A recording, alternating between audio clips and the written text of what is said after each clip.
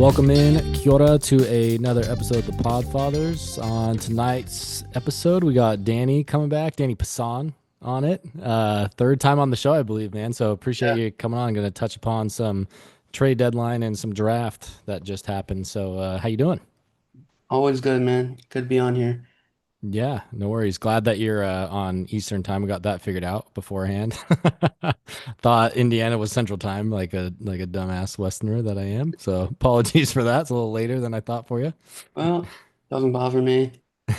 Night guy anyway. So heck yeah. But yeah, appreciate you coming on, man. I know you're like our like quote unquote local correspondent on anything that's like in more detail, or just like a deep dive. I mean, I say it on every pod, but anyone that's listening, check out Danny's stuff on, especially on Twitter, but does a lot of writing for like blog writing, bunch of different lists, like even just general tweets and threads and stuff that are awesome and in a ton of detail. So, hence why we got you on here. So thanks for popping on, Yeah, man. thank you.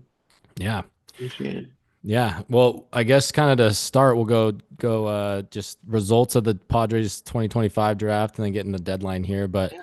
overall, from a macro standpoint, how do you think the draft went for the Padres? I think it went solid. It was unique to see, kind of a philosophy change, drafting a college bat in with their second pick. It's the first time since 2015 they've done it. There were murmurs they'd go college with the first round pick, which would be the first time since 2016 as well. But Hmm. ultimately they didn't. Overall, I like the draft. First round pick Cruz Schoolcraft, I was a little bearish on, but I've kind of warmed up to the idea of it, and the rest of the draft is some fun names involved. Yeah. What was the bearish points about it originally, do you think?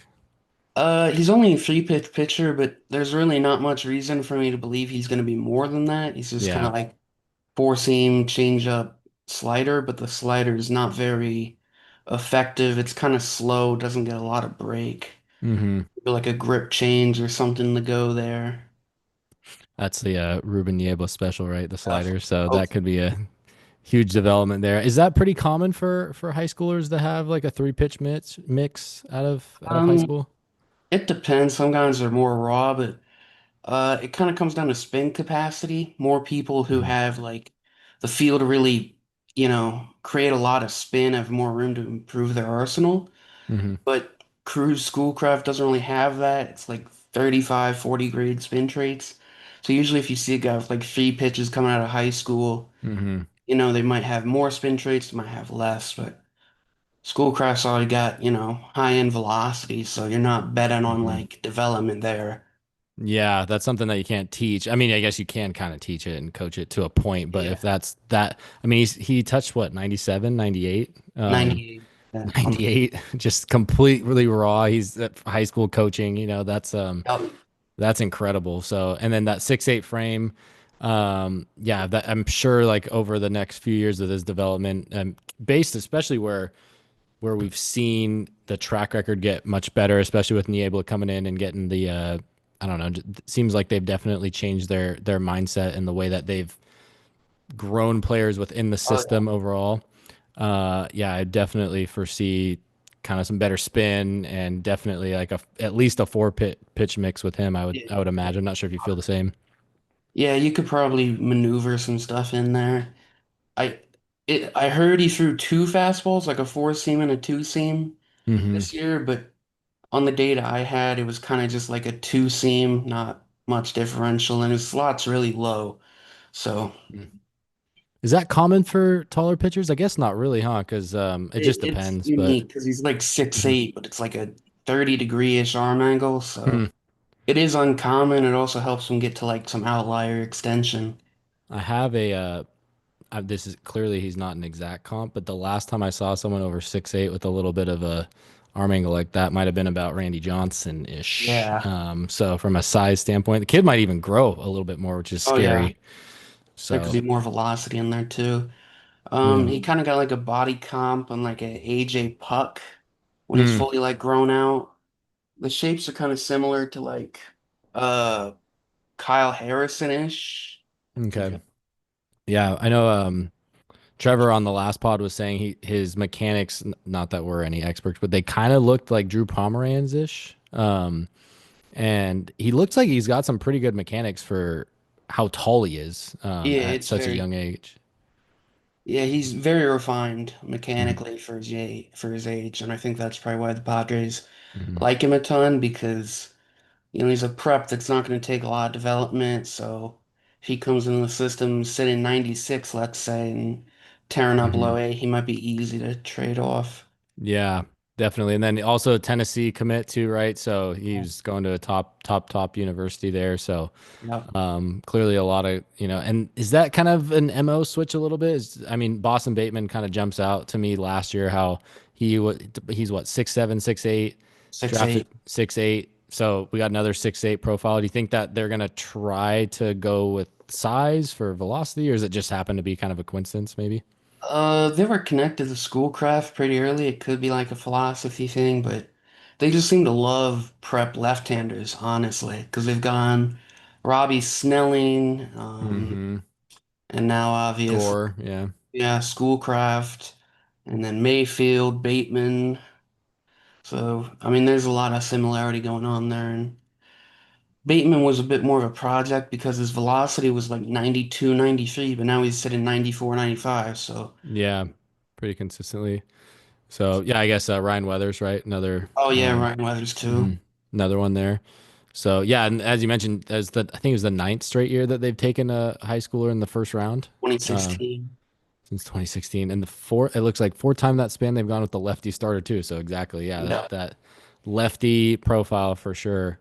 Um, yeah, that's I mean, anytime that you get a southpaw, super young, controllable, big project, like literally large in stature project, it Yes. seems like that they're going that route. So interesting. And that's I mean, that's a luxury obviously in the big. So if everything works out, then yeah, I love hearing Scanlon on the broadcast too when he's talking about kind of the issues that he faced, or I guess more so the hardships per se with his mechanics, just because Oh, he's such a tall guy too. If I'm Schoolcraft again, like I'm just looking at Randy Johnson, yeah. just from a stature standpoint. So he was so dialed in all the time, wild, but just He's had very absolute lanky nasty. too. Mm-hmm. And he's Yeah, 6'8", like 215, yeah, which, 215 is kind of normal for like a 6'3" pitcher, but yeah. say Bateman's like 260 or so. So, Yeah. That Boston, Massachusetts Bateman is my nickname for yes. him. He's Mass, emphasis on the Mass there. He's Yeah, fast ones too. he's a big dude. So I think they had him listed at 228. There's no way I that's don't believe that. no, no. He's I'm very filled 228. out. He'll definitely get to 228 without a doubt. I think he'll probably even sit like 235, 240 by Yeah. the time. I mean, he's 18 now, right? I think he's 19 now, just barely. 19. Okay, so a little bit of a older high schooler. So, yeah, Yeah. but yeah, when I saw him get drafted, I thought that was a super solid move. It kind of like we're saying it seems like the MO what we've been kind of expecting in the first round. High schooler, lefty pitcher if available, especially back end of the first round. Seems like that they're going to be targeting guys like that. And they, like you said too, like they usually have their eyes on someone like a year or two in advance. Oh, yeah. So they had that real dialed in. And then you mentioned, well, I guess it was the third round, right? The second pick that they had, Yes. Ryan Wideman, outfielder out of Western Kentucky. First college player you said taken in Yeah. the second First round for college player, second pick since 2015. that's incredible. That especially not a pitcher too. I feel like we've Yes. really loaded up on pitching earlier in the draft, which is pretty common too. But what's your first impressions of Ryan? Good first name, by the way. I'm interested in what the signing bonus will be because he has some five tool upside in there. And that's just kind of the common consensus around him. But there are some things that probably need cleaned up. He's chasing, I believe, a little under 40% of the time. It's just Mm, a very aggressive approach. He loves to swing the bat, which could be cleaned up in pro ball. I mean, it could very yeah. well just be, Western Kentucky, respect to the Hilltoppers, but maybe, it's just a philosophy of you're our best hitter, swing the bat. Hmm. And it worked Yeah. for him because he, I believe, is probably the best product out of the Western Kentucky since. I believe he's their highest drafted player ever, actually. Hmm. Um, so that could really be the philosophy, help them reach regional, Oxford Regional versus Ole Miss, where they fortunately got eliminated, but still 45 bases, that's the Western Kentucky record, so the speed's really in there. Yeah. Robbed a home Rivers Vanderbilt, just generally rangy in the outfield. Hmm. Seems to have a decent arm. So you're really just getting a floor with the speed and the defense, but the hit tool needs some work. 25% whiff rate. I believe the zone contact was a little behind too. Also the exit velocities were iffy, like, Hmm. kind of like 45, 50 grade power. Gotcha. So the Okay. bat might lag a little bit behind, but he has this big leg kick that he operates with, and it's possible maybe you do a couple mechanic changes and you can get something different going for him and it'll unlock something at the plate. Yeah. I think I'm just excited that we've drafted a more not MLB ready player, but someone that's obviously more advanced in their career Yeah. as compared to a high schooler, right? So the fact that we reached all the way up in the third round, I reach might not be the right word, but draft him in the third round. Bats righty, yeah. Kemp touted him as a potential 50 steal threat. So clearly that speed is there. Conference USA Player of the Year as well. So I feel like, I mean, correct me if I'm wrong, Danny, but especially with baseball just in general. But I really feel like Preller and Co. over the years, they've tried to draft those in mid-major, low-major conferences that are like the best of the best in their conference or division. Is that kind of is that It a definitely trend? feels like they've dug deep there, and Hmm. like the past couple years we've had Romeo Sanabria, Victor Figueroa out Hmm. of I don't even remember what conference it is in Florida, but it's JUCO ball in Florida. So, just finding Yeah, guys who JUCO ball in Florida is crazy to. yeah, I mean, they're just scooping them up out of there. Yeah. And who's Sanabria and Figueroa are already kind of advanced as prospects now. yeah. Yeah, they are. I know Quinn mentioned on the pod maybe 2 episodes ago that you're on, maybe the last one, but the the prospect that is he was out of like D2 pitches and hits, Sean Barnett, maybe. Yeah, he just made it out of rookie ball, I think, if I'm not mistaken, but he was like the D2 player of the year or something. I don't know. I I need think to. Barnett went to like, I want to say it was like Wingate. He was going to Hmm. transfer to Missouri, but then the Padres picked him in the 11th round. Gotcha. Maybe that was it then. Yeah. Kind of setting that example or going with that example of, someone that's not from a Clemson or an LSU or like even a mid major, but just reaching down and kind of Yeah. identifying who's the best of the best at the level they're at. And then, ideally they can carry that forward regardless of the level that you're And at. So, then, yeah, sometimes it's not even just tools, it's just guys who perform. hmm. I feel like in general, Preller gets caught up in results sometimes to a fault, like Adam Hmm. Frazier 2021, if you want to look back. There wasn't a lot of signs there was tools there, but he was getting results. Hmm. So, you know, Preller with his big shots, he'll target results, but it depends on him really. But then we've seen him sometimes go after tools late in the draft too, Hmm. Yeah, just projects, high upside guys. Ideally, that's what you're going to do later in the draft. Even in the undrafted market, which is which they've really done. Because I they've mean, done. I mean, we had what Morgan, who was the other one recently? Braden The Net and then Brandon. Cole Uplum was one of my guys. Yes, Cole. Yeah, yeah. He got hit in the face, right? By He's that line bad. drive. Yep, he's nasty. And then Net's our third overall prospect, isn't he? I have him third overall right now. Yeah, It is. and I think they just updated him to third too. I don't know. I haven't looked at any rankings. Yeah, I think I saw something earlier. I don't know which one it was. There's so many of them, obviously, Yeah, but MLB maybe.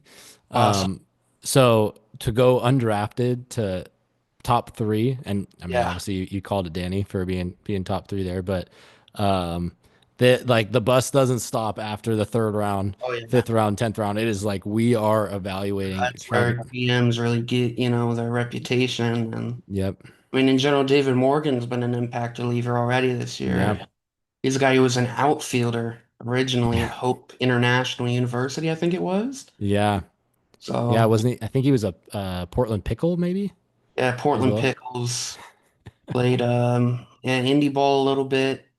I think that's what Portland is these days. Yeah, I think so. Yeah, And then he signed with was Saddleback community. He was I know he was up in like Orange County area, maybe like there he was a was in California in that area, I believe.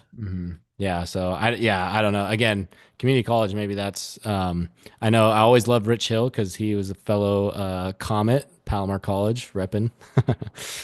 So maybe some of these community college players is the an untapped kind of market here that they're Oh tapping yeah. into. But it's almost like a I mean, clearly it's a stopgap in between high school and college naturally.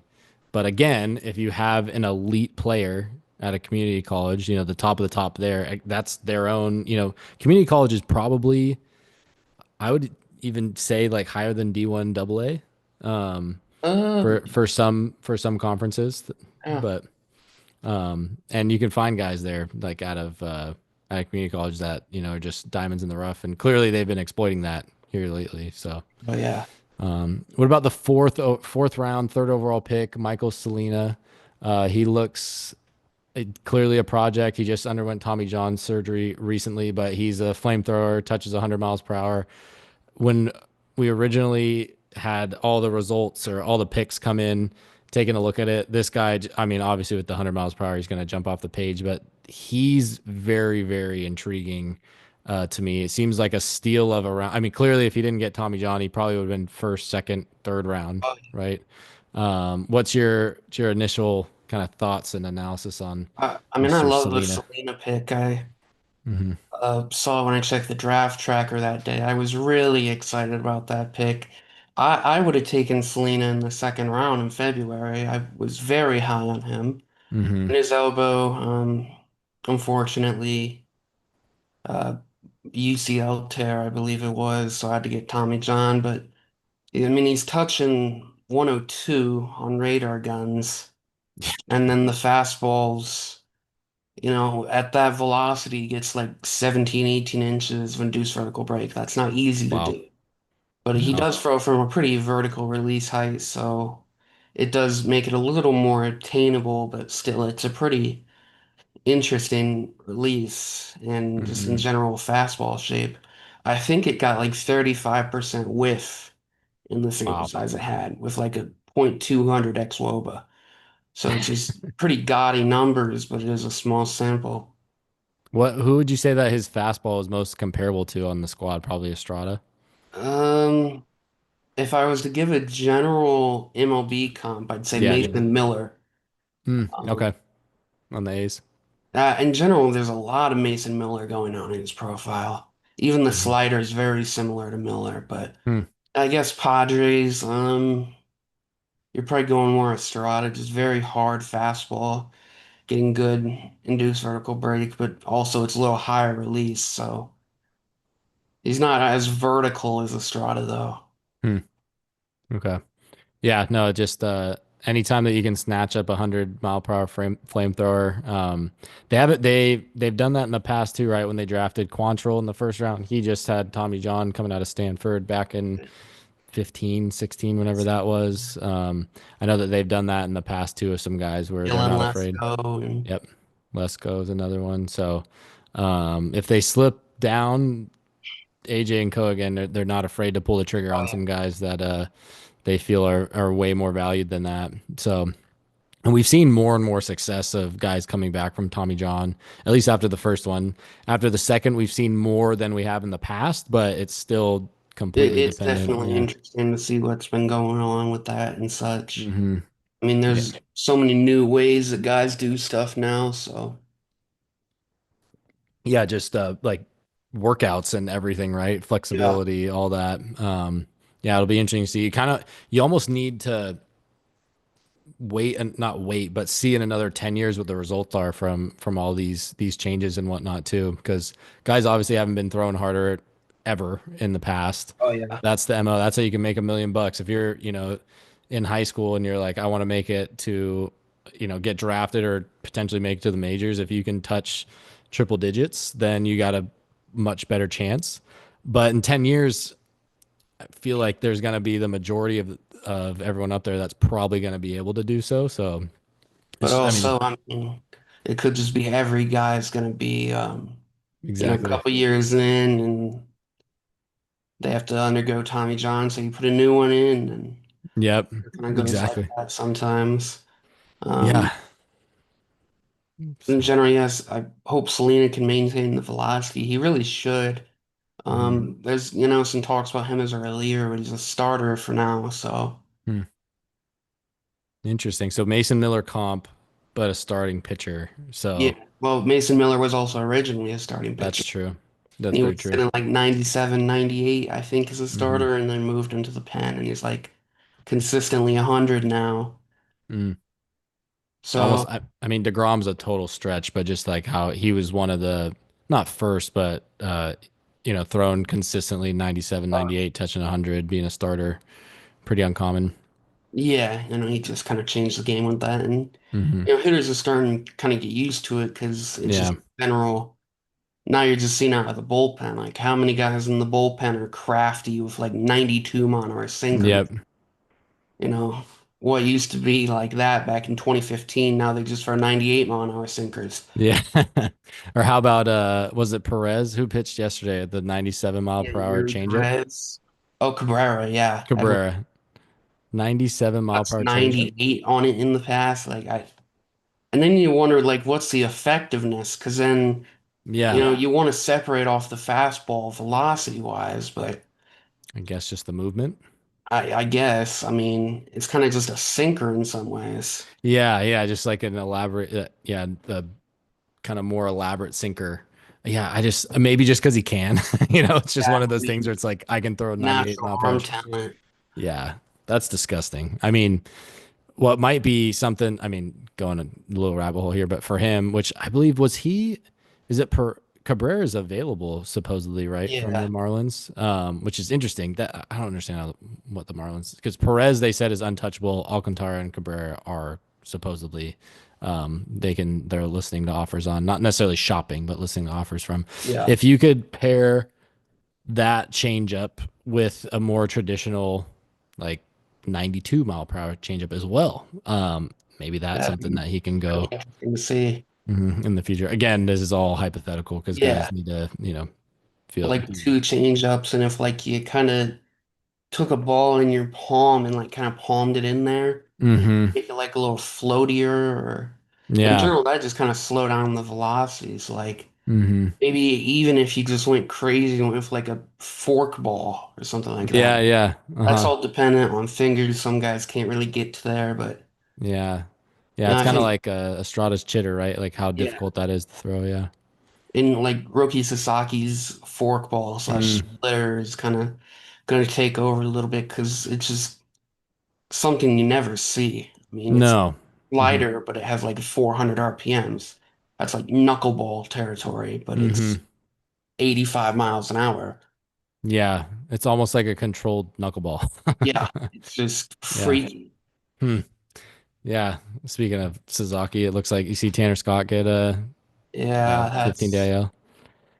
it's unfortunate for them. Yeah. Also kind of goes in hand with philosophy and stuff, but Hmm. plyo balls and such, people are mixed on them, but sounds like the Dodgers push them pretty heavily, probably the most out Interesting. of any organization, Hmm. which, but that's a pretty easy way to gain velocity. And really, I think for them, I mean, I'm kind of going off course, but No, you're good.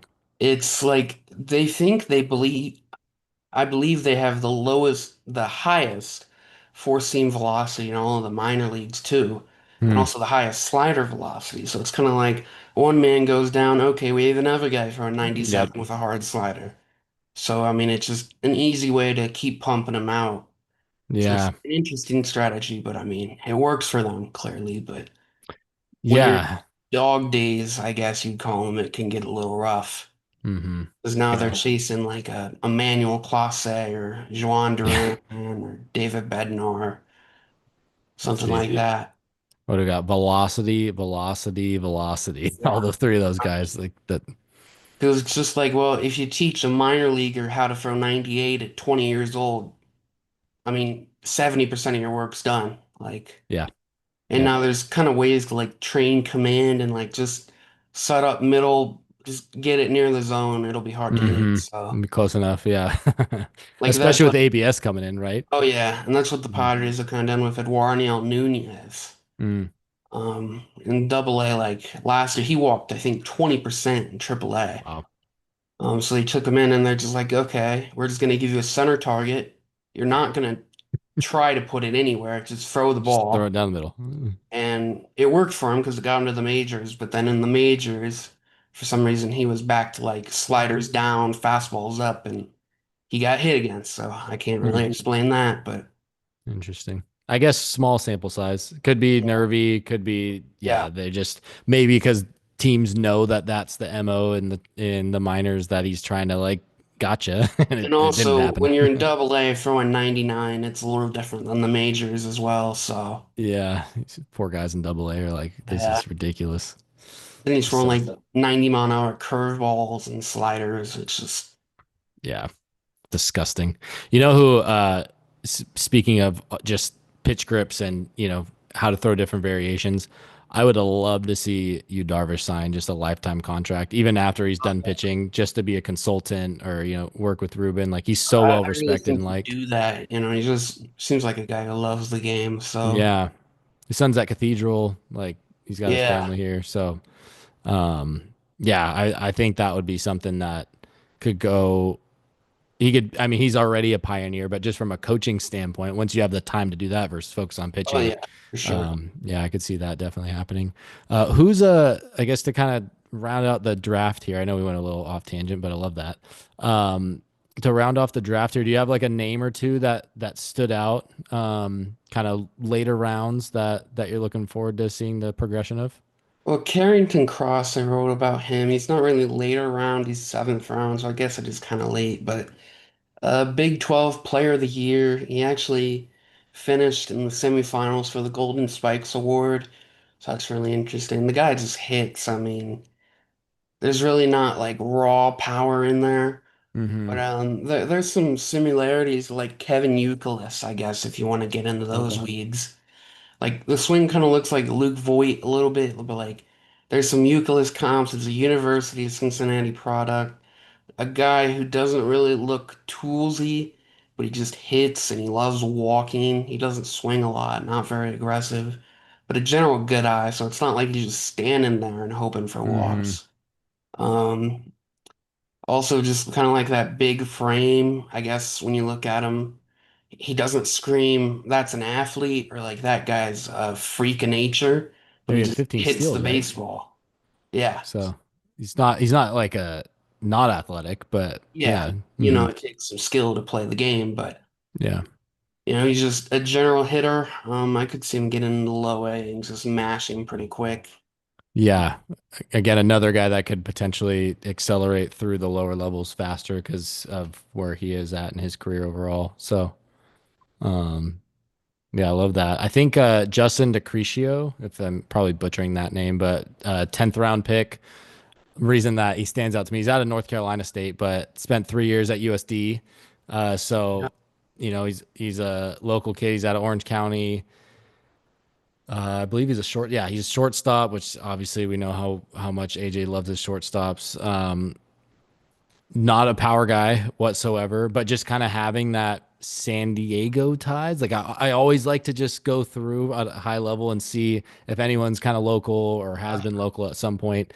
So he kind of jumped off the page. Wanted to just name him, but round 10. I mean, again, you're not expecting much there, especially shortstop with no power. Probably at best would be a utility guy off the bench, most likely. But again, USD for 3 years. That's a We kind of pretty good had shot. that with Brandon Buttersworth last year. What a name Yeah. that. He's Yeah. hitting in Fort Wayne now, but NC State shortstop. Yeah. And Hmm. I believe at the time he was more of a hit over power guy, but he has 12 homers this year, so you There know you go. that'll do in the 12th round. Yeah. Yeah. Um, He's definitely a double A candidate soon with how yeah, he's been playing, huh? probably like a late guy, an undrafted guy. I'd say I really like is Tyler Dietz, I believe it's pronounced. Hmm. I don't even remember where he went to school, but Appalachian League this year. But you're kind of getting, what you got with Net and Puplum and Hmm. Butch with him. It's not command at all. Probably 20 grade command right now. He's up to Hence why he's 101. undrafted, right? Yeah, 101. Well, there you go. up to 101, sitting 98 or so. Throws a good sinker. Just randomly learned a 90-mile-an-hour slider. So, just really fun stuff there. Any guy that can just pick up a slider, throw a 90 miles an hour, you're kind of going to bet on that. Hmm. And just, maybe give him those center targets. He finds some command. He's a prospect. And it Yeah. really just feels like in general, compared to like the Larry Rothschild days, Hmm. just the old player development system, it really feels like when they pick up a pitcher for like nothing, that there's like, oh, he might turn into something. And Yeah. I really like the Eduardo Nunez signing in the offseason because there's tools there and there's something you can work Hmm. with. Potential. Yep. And also Jeremiah Estrada. I mean, they turned him from, I was looking back at him the other night. He sat 94, 95 for the Cubs. Wow. Now he's sitting 98, Yeah. which is, I mean, With the chitter. yeah. Also, I think, maybe just pitching in a competitive environment will help that. Hmm. You know, Niebla effect, obviously. 2021, 2022 Cubs were not the best team in the world. No, and their bullpen was horrific as well. Yeah. So, yeah, I mean, that's a good point too, Danny. It's the amount of the situation that affects guys' development, progression, how they perform at a specific level.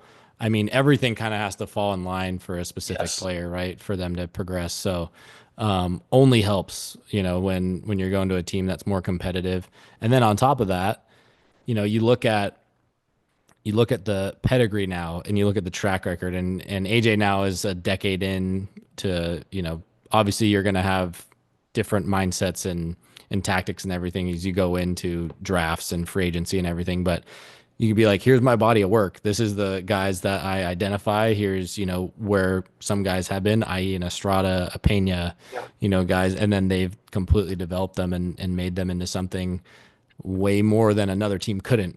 So I think that's only going to help going forward, obviously with the Padres. And it seems like Niebla's going to stick around for quite a while. Local, he Yeah. set up the lab at PLNU. So yeah. Just got some news from the guys the other day, I think.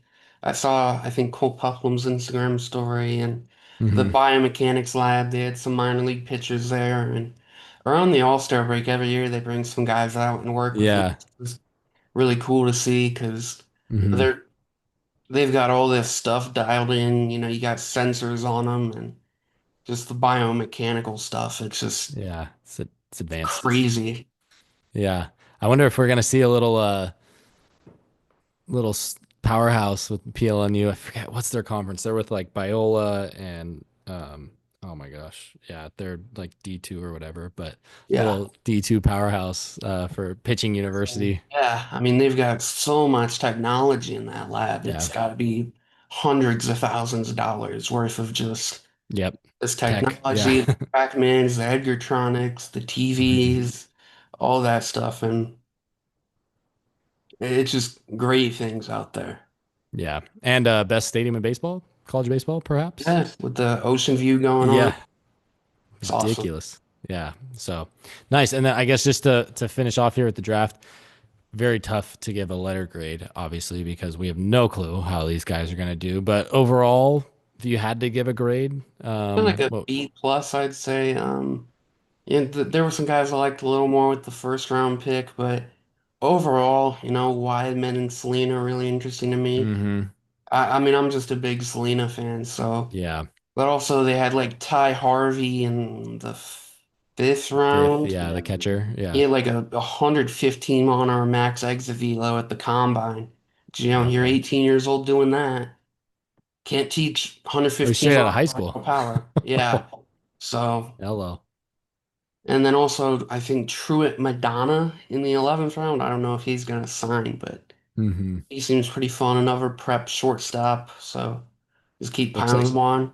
MLB has him listed as a catcher. So is he? Madonna? Yeah.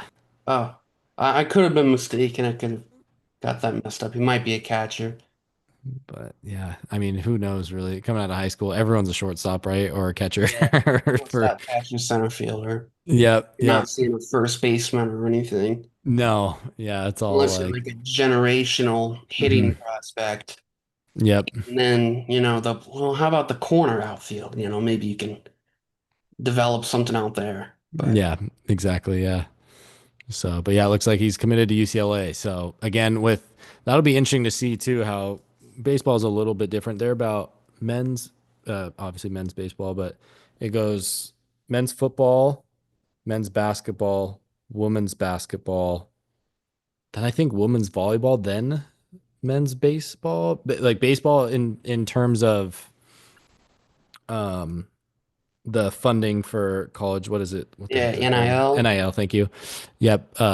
Name, image, and and likeness. likeness. Thank you. I should know that. It should have. I mean, point being is it should have an effect on It guys were always will. getting benefits before, but I think you're gonna see less and less guys, especially later in rounds, committing to Yeah. signing those major league deals. Well, I think tonight, yeah, it was tonight. The Pirates picked Angel Cervantes in the second round. He's going Hmm. to UCLA. He announced tonight he's going to UCLA, and they were offering around $2.5 million to sign. So, like, it's a 17-year-old saying, no, I'll go to school and skip the $2.5 Yeah. million. Is that over slot at that? No, that's just slot value. So you're Slot assuming value. they're not gonna give him like a little extra money on top. It Yeah. could have been maybe trying to underslot him or something, which Yeah. risky game to play. But even then, say it's $2 million, you're 17 years old, that'll That's tough to buy your turn mom a down. car or whatever you want to do. Yeah.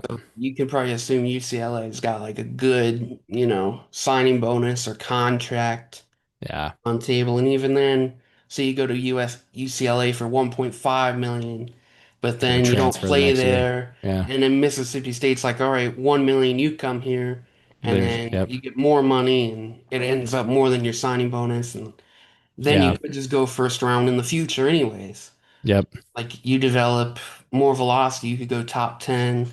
That's an extra $7 million. So Yeah. No, it's yeah, that's something that obviously within the last 5 years or so has definitely changed the game there. So be interesting to see. Again, I think yeah, from baseball, yeah, I think they're last I checked, it was like fifth or sixth overall in terms of sports. So they don't have the most amount of funding like football or basketball, both men and women's, but still a solid chunk of change there yeah, in the NIL space. So yeah, it'd be interesting to keep an eye on that going forward. But yeah, I think overall I agree with you. I'm definitely not as in the weeds as you, but B plus. I've really liked. You've mentioned this already, but picking some guys that are out of college. We've already mentioned this, but just we can see them kind of progress a bit quicker, and it makes it a bit more exciting to yeah, follow because they might be they might have a 1 to 3 year 1 year is a little bit, but 2 to 3, 2 to 4 versus like a 2 to 5 or 6 year kind of yeah. Prep. I mean, it developmental. could be like year Mhm. 4 of no success, and Yep. you're just looking for a glimmer of hope. Like Yep. maybe you put him back in low A and he hits a couple homers, like, oh, maybe. Yeah. Yeah. Like if you Exactly. see the Nationals with Elijah Green, I mean, he's getting what? I think Eric Longenhagen said that an SEC school's trying to get him to play football now, but then that sent him to the complex to like figure it out. And you're thinking if he can't figure it out, they might just cut bait with him. But that was like the third overall pick or fifth overall pick. Yep. So, Yeah. I mean, that's a Kyler Murray's a good example there. And then who's the oh my gosh, I just had it, but who just got he signed with Arkansas, maybe playing football, 30 years old. He was in the Christian oh Yelich. yeah, Lewis Brinson, is it? Yes, that's Yeah. it. Yep. So that's another guy. I mean, 30 years old playing college Yeah. football. The But dream's not dead. athlete, so you're just like, oh, okay. Yep. Yeah, made it to the majors too. Like Hey, that's you're betting on tools because he got a couple major league paychecks. That'll, yeah. And then on top of it, he's now getting NIL money at yeah, 30 years old. So, what a time to be alive for that. But awesome. Well, thanks for all that analysis there, Danny. I feel much yeah, more much more informed. than I did just reading stuff. And then yeah, prepping for this too. I was reading your stuff. So again, check out all of the analysis. Put in a ton of work for that. So definitely go check that out. In regards to the trade deadline, that'll be kind of the second part of our episode here. Coming up, deadline's the 31st of July, as it is every single year. Trevor pointed out on the pod last week, I guess this week technically, a few days ago, that AJ hasn't spun a trade since the trade deadline last year, so he's got to be fiending to make a Oh move yeah, here, right? it sounds like he's very, very active, and Preller Palooza, what a time to be alive. Yep. Yep. We've had it now for 10 years. I mean, he's itching and scratching, and then everyone that's watching him is also itching and scratching just to see what Yeah, he's 'cause gonna you don't do. know. Yep. I mean, it Yep. could be anything. Like, Yeah. And he keeps it so well under wraps. I feel like yeah, too, for especially for this day and age with social media and everything. I mean, you're gonna get like if they're keyed onto a guy, like there's most likely we're gonna get a yeah. little bit of Normally info you hear before. it, and like Jaron Duran, you're Yep, exactly. that's not fake. There's no way. No. When like every report is like, oh, they keep checking in. Like it's, Yep. It's at that point. I but mean, like, like a Jason Adam last year, right? Like that yeah, was kind of out of the I blue. think, and then Tanner Scott Tanner too. Scott, yeah. Like I don't think many people were imagining they'd go for two big reliever fishes. Nope. And then everyone's like, Martin Perez. Why Martin Perez? But then that's a innings eater down the stretch. But also, I think people just kind of had Rich Hill PTSD there. Oh, for sure. Yep, yep. No, old Pirates starter there. Mm-mm. Throws high 80s. Yep. No one Mhm. wants to. No one's really like, oh, I can't wait to watch my 89 mile an hour innings eater tonight. And lo and behold, he crushed it Yeah, for us. He filled this void that was so needed. Quinn called it right after the trade deadline when we were assessing, which we'll do this. We'll have you back for once the trade deadline's done too, as long as you got some time. But we were just, obviously breaking it down, analyzing the moves that were made. And Quinn's pick last year was Martin Perez as his yeah, favorite acquisition. And even me, I think because I did have Dick Mountain, bad PTSD in Rich Hill, who, by the way, just had a 5 inning start, I think, yeah. yesterday or 2 days ago for the 45 Royals. years old, still doing it. Unbelievable. Tied Edwin Jackson's record of 14 Yeah, MLB teams. He's still going. But anyways, Martin Perez was his pick of yeah, his favorite trade because of what we gave up as well. I mean, yeah. there's practically nothing going the other way, which I'm probably going to eat my words there. I'm sure whoever it was, I can't even remember now, is going to be a star.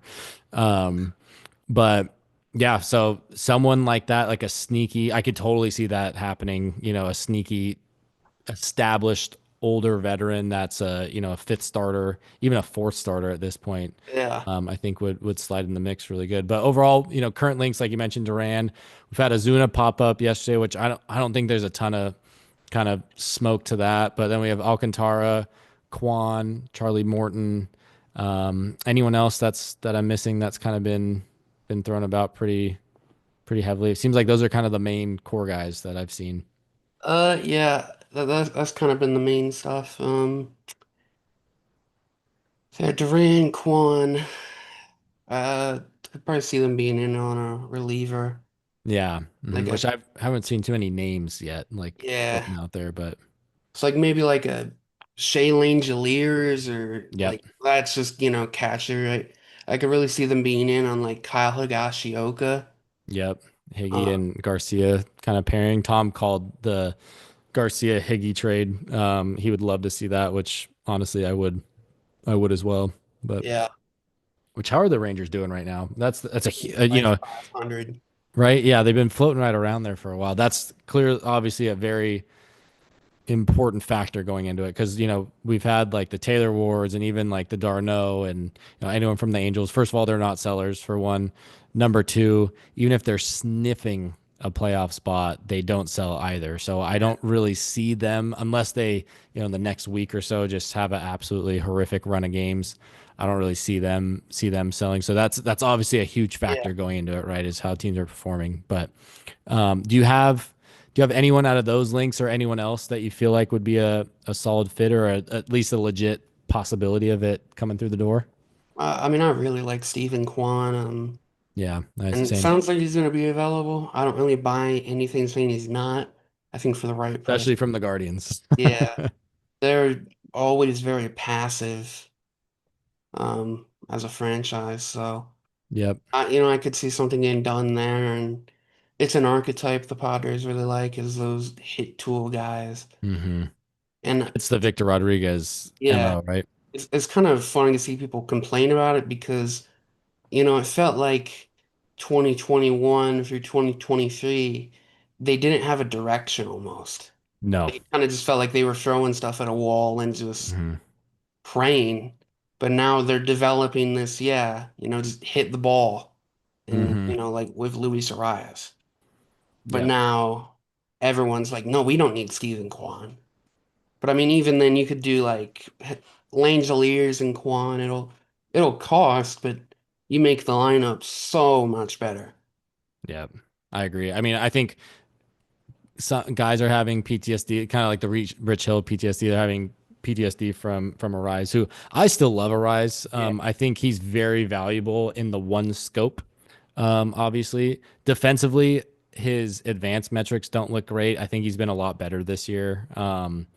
Overall, just from an eye test, advanced wise, he's atrocious.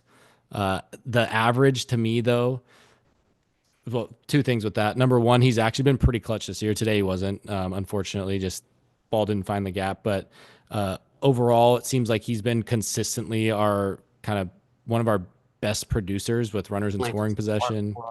hmm no, and it's just a team where like Merrill and Tatis have struggled. It's like Yeah. Kwan could really balance that out because it's just a Yep. general producer. Yep.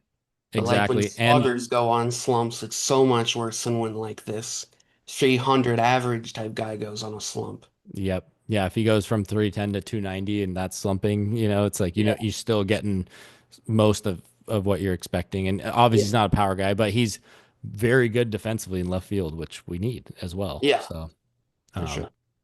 yeah, I would love Quan to come through. I do think a power bat is very necessary, even just to bring off the bench. Like we can't. Yeah.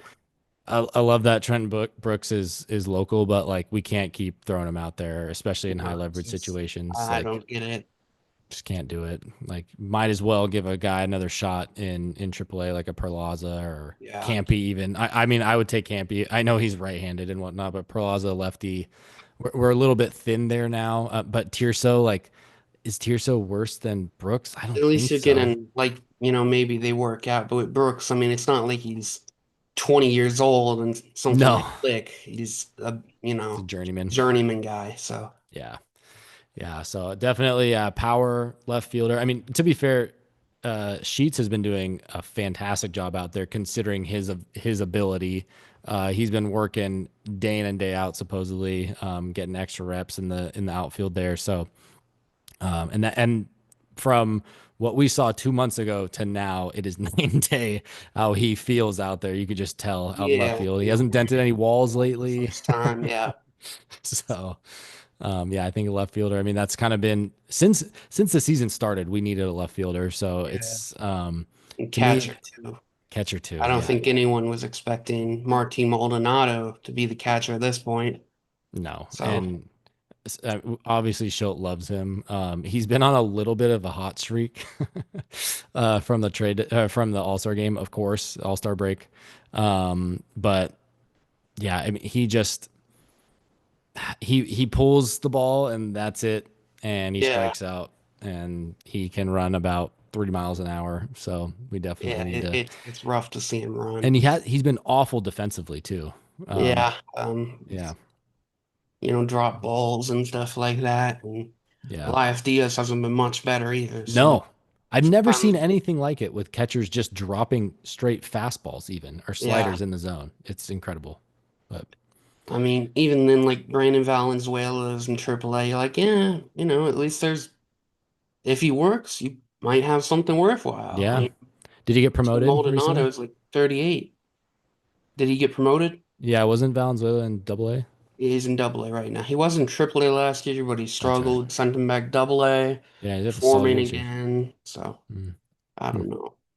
But no, I Yeah. mean, he's got defensive upside too. A lot of guys like Mm. pitching to him and stuff, but Yeah. So I don't know. I guess yeah, Asuna, nay, Probably, I don't Yeah, see him coming through. and just character stuff as well. Like Yeah, I agreed. you can't justify it um at all.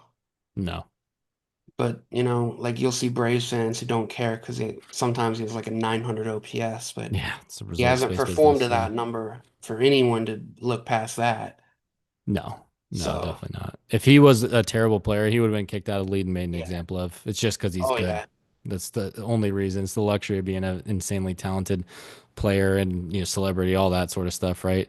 Alcantara, of course, he shut us out again today. I don't see them really going for him, especially with his contract. Yeah, I mean it doesn't make sense to me. I mentioned it earlier. I tweeted Mhm, about it like one day it's Lynn or AC saying, mhm. there's no money. They got to trade Dylan Cease, Yeah, Cronenworth, Suarez, all this just to Arise. Yeah, trade for one guy. yeah. But then the next day, oh, they've looked at Sandy Alcantara and he's got 17 million next year, 21 million the next year. Like that's Yeah, not for a and the 7 ERA Marlins aren't guy. just gonna hand him off for free the next years unless they're getting like Salas back. Yeah, And I mean that's just a little silly to do at that point. yeah, Um, and then they also tried to trade for Devers. And there's no way Preller actually called him up and said, we'll give you some prospects if you just take all of his money for the rest of yeah, his career. yeah. I mean, There's even if it's just this year, you're tacking on another $230 million yeah, for the next 8 years or so. So yeah. I So just don't understand. There's no money, then there is money, then there's no money. So they know what's going on the inside, but I don't think any reporter really does. no, I was It's just about to say maybe they're feeding that info just to yeah, put him off the track. So it's a game within the game, right? yep. And Who? also Ozuna's making like 16 million, but like it'd be prorated and such, so it's only like 8 million, but Just still. yeah, yeah. I think Lynn And it's a said, walk year for him, right? Isn't it his last yeah, year? Yeah, I think Lynn said like today, they make seats available so they could have like, financial flexibility. But so why are they in on Alcantara? Like I don't, and Azuna. I mean, nothing makes sense. And Well, and then Cease's contract isn't even that bad yeah, for it's like $6 million. So I mean, yeah. they're making more money taking in Ozuna. Yeah, I don't know. Yeah, and then you're leaving. I know Cease has obviously been well below his expectations and Yeah. borderline horrible this year, but it's still a hole there that you have to fill. I Yeah. mean, he's at least you can chuck him out there every fifth day and have some confidence that, we're at least going to get some some strikeouts. Yeah. So and some length at that too. But I feel like yeah, Duran probably is the most likely just given the smoke for sure. Charlie Morton's kind of popped up here lately. Diego on when he was on with you last time said that he was like a bit really high on Charlie, even though he had a real rough start to the Yeah. year.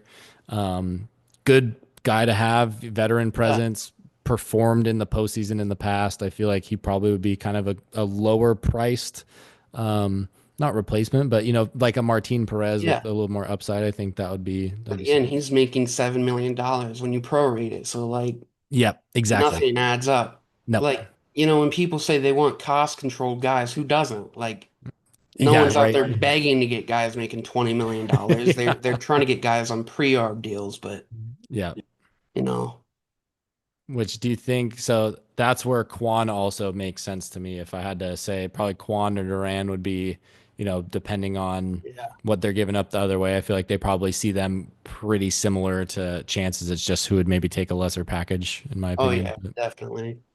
And yeah, the Sox are seem a little bit better, but also Duran doesn't really have a spot there. So no, no, they're deep outfield wise too, even in yeah, AAA. Not even in like single double, but they got guys like ready. They've already yeah, bringed up. like Johnston. I'm not gonna try to pronounce it, but the past one, Same. Garcia. Yep. I Yep. think it's like Johnston and Garcia. I'm probably way off, but But yeah, he's a dog in AAA. And then they just brought up what's his face, Roman. Anthony and then Yep, hmm Christian Campbell can play the outfield. yep, Marcelo, no, Mayer's shortstop, but then you yeah, got sure he can. Rafaela, Masataka, Yoshida, Wilyer Abreu, then Jaron Duran in there. So Yeah, exactly. It's just if the Red Sox would be not dumb to not entertain offers at the very least, but they'd be pretty dumb not to entertain Yeah. offers at this point, given the luxury of the depth that they have there. Who would be your favorite out of that group? And then also kind of a favorite that we haven't named yet. Um, Probably Stephen Kwan is my favorite out of that group. He's in general been one of my favorite players for a good Hmm. amount of time now. It's a fun style to watch play. He's a good outfielder. He does everything well except Yep. hit for power, I guess, but he almost hit 15 homers last year. Hmm. I don't think Tatis has 15 homers right now. Yeah, maybe just So about. Hmm. uh besides those guys, I don't think well, Baltimore would probably make Tyler O'Neill available, but I don't remember if he's hurt again or not. But you're getting power in left field. He hits Yep. lefties well.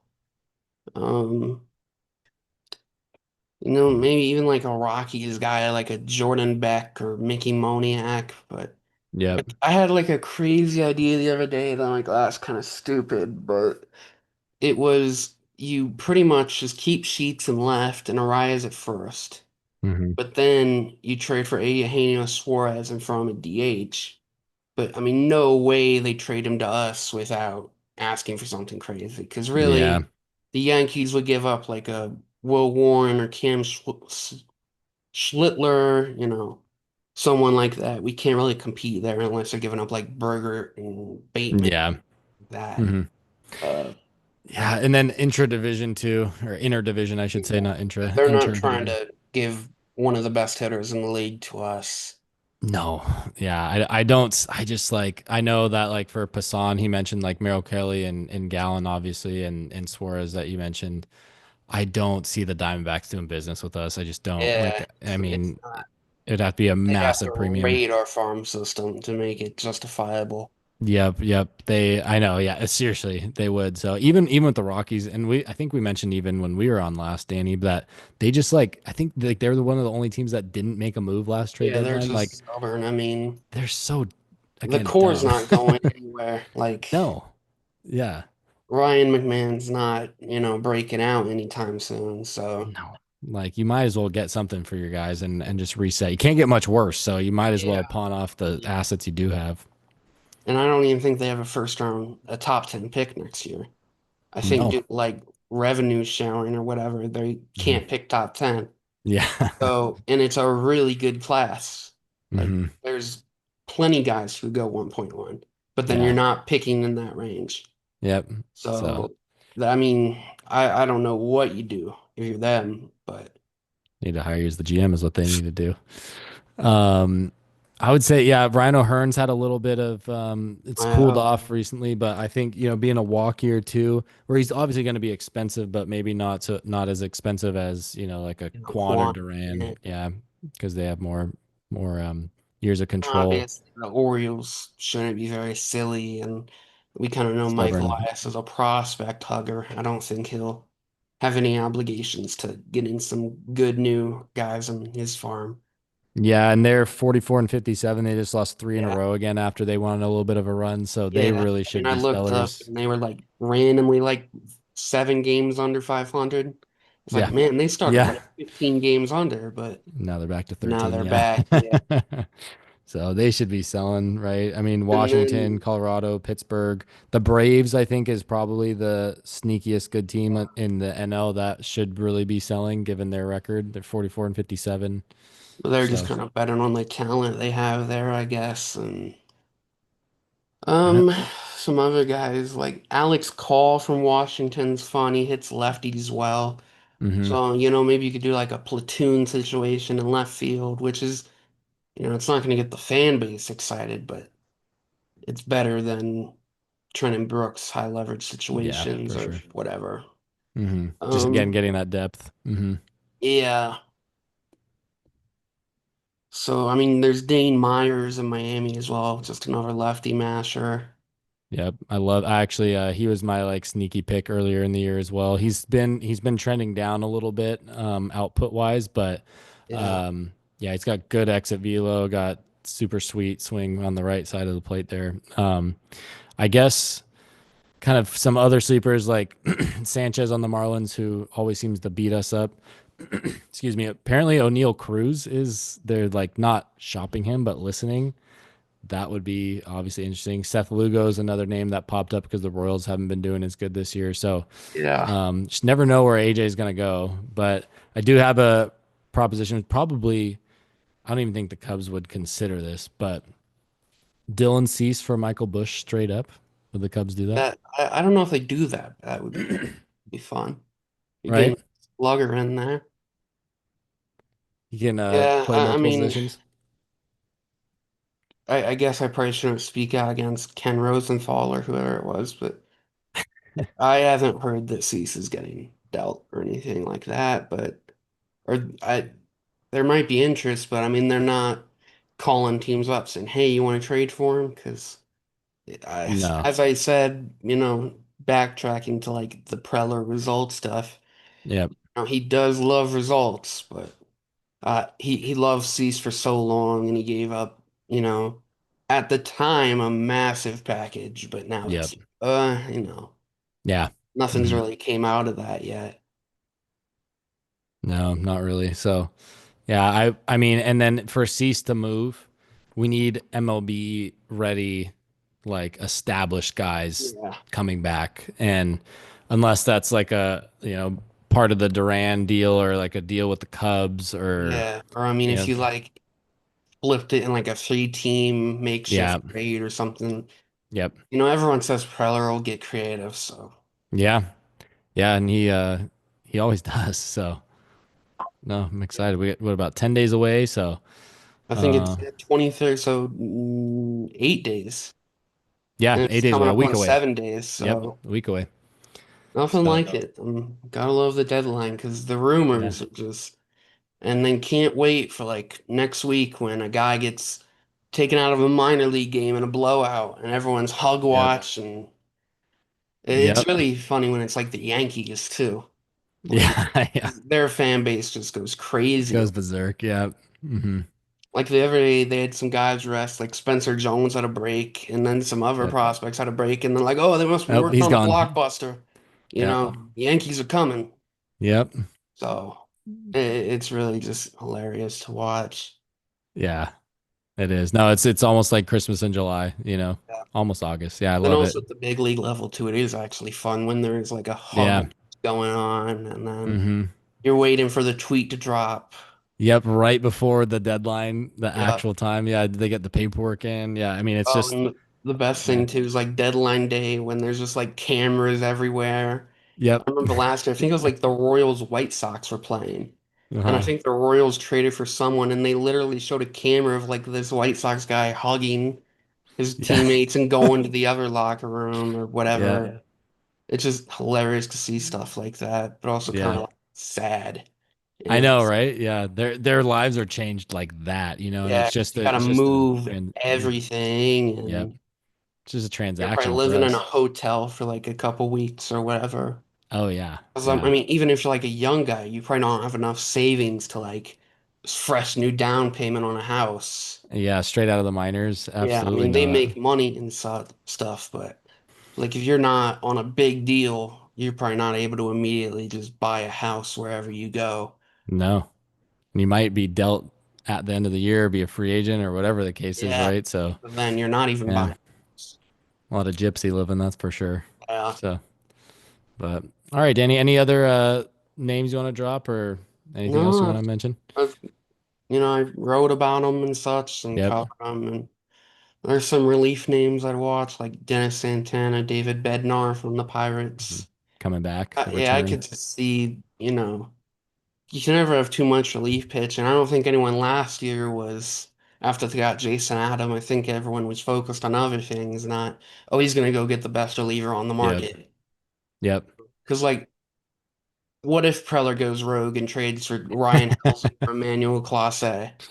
Yeah, he might You're do doing it. the whole death bullpen thing again, and Yeah, our core four are phenomenal right now yeah, too. And Morejon, Estrada, Adam, and Suarez. They've yeah, been lights out, but they have been worked very, very hard yeah, this it's year. just So adding another guy in the mix wouldn't be bad for yeah. sure, especially a lefty. So, Oh yeah. mhm.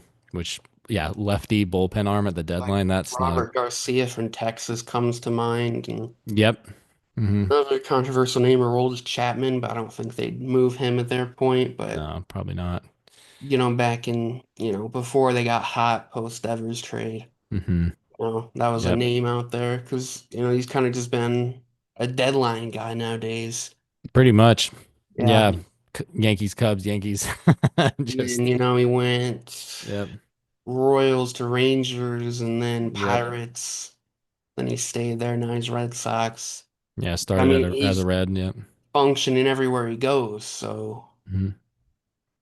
Yeah, it's like the original Andrew Miller, oh um, yeah, right? So he just I think that's his full name, Miller at least. I think it's Andrew Miller, but Miller. Danny Barrand for the Yeah. Guardians. Yep. And he was like the kind of OG closer, but especially for the playoffs, would be utilized, as a seventh inning guy or an eighth inning guy, Yeah, just whenever their lineup kind of turned over or whatever.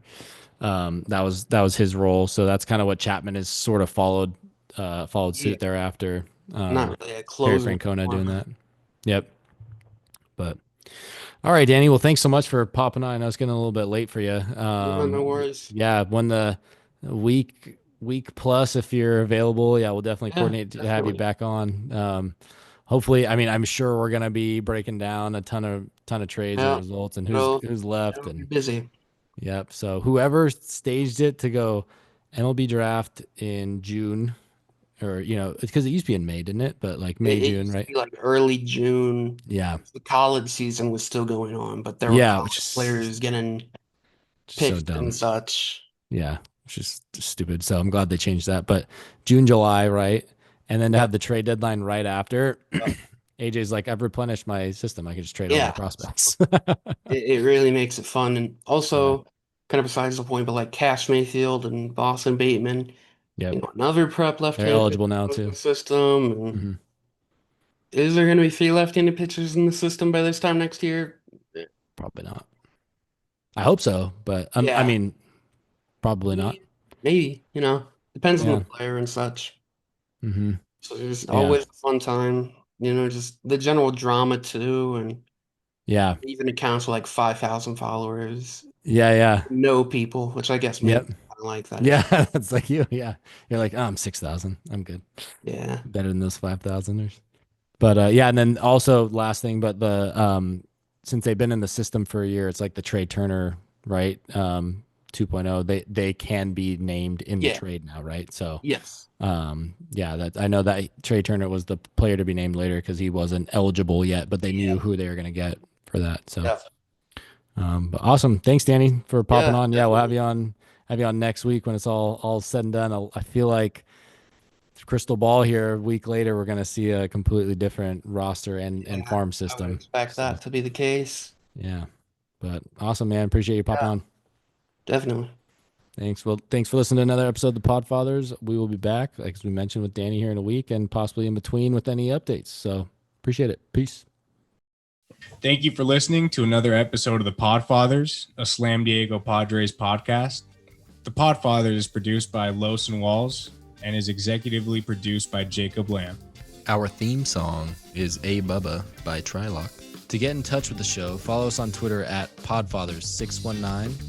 That is at PADFATHERS619, or email us at podfathers@gmail.com.